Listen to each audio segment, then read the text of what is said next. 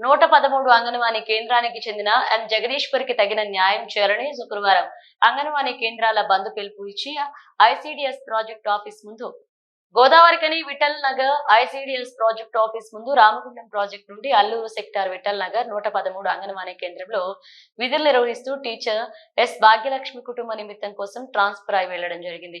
ఆ స్థానంలో కేంద్రంలో 13 సంవత్సరాలుగా పనిచేస్తున్న ఆయాకు అన్ని అర్హతలు ఉన్న టీచర్ గా ప్రమోషన్ ఇవ్వకుండా కేంద్రంలో ఉన్న ఆయాకు స్థిర నివాసి కాకపోయినా ఆమెకు పిలిచి టీచర్ గా ప్రమోషన్ చేశారు. కాగా ఎం జగదీశ్వరిని తాను 13 సంవత్సరాలు ఇక్కడ పనిచేస్తున్న తనను కాదని నివాసంలో ఆయాకు పోస్ట్ ఇచ్చి తనకు అన్యాయం చేశారన్నారు. తన సమస్యను సిడిపిఓ రామగుండంకు డిడబ్ల్యూఓ పెద్దపల్లికి నవంబర్ 18న ప్రజావాణిలో కలెక్టర్ కు ఫిర్యాదు ఇవ్వడం జరిగిందని తెలిపింది. అయినా కూడా తమ సమస్యకు పరిష్కారం చెప్పకుండా పక్క సెంటర్లోకి ఆయాకు మరుసటి రోజు 19న ఆర్డర్ కాపీ ఇవ్వడం జరిగిందని ఆవేదన వ్యక్తం చేశారు. ఆమె తప్పుడు పత్రాలు ఇచ్చినా కూడా అంత తొందరగా ఆర్డర్ కాపీ ఇవ్వడానికి అత్యుత్సాహం అర్థం కావడం లేదని దీని మీద తగిన సమగ్ర దర్యాప్తు చేసి తనకు తగు న్యాయం చేయాలని జగదీశ్వరి కోరింది. మాది అంగన్వాడీ కేంద్రంలో నేను హెల్పర్గా పనిచేస్తున్నాను. మా అంగన్వాడీ కేంద్రము 4/2/113 కోడ్.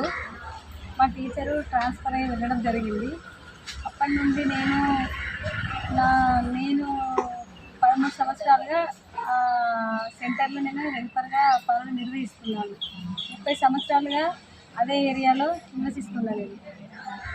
అది ఆ టీచర్గా నాకు ప్రమోట్ చేయాలని చెప్పి నేను అప్లికేషన్స్ పెట్టుకున్నా సిడిపో మేడం వాళ్ళకి పెట్టుకుంటే వాళ్ళు 10th జీవో లేదు, ఇంటర్ జీవో అని చెప్పి నన్ను పక్కదోవలు పట్టించి నేను కలెక్టరేట్కి కూడా కలెక్టర్ సార్కి వెళ్ళి ప్రజావాణిలో లెటర్ పెట్టుకోవడం జరిగింది. టీడబ్ల్యూఓ సార్కి కూడా లెటర్ పెట్టుకున్నా.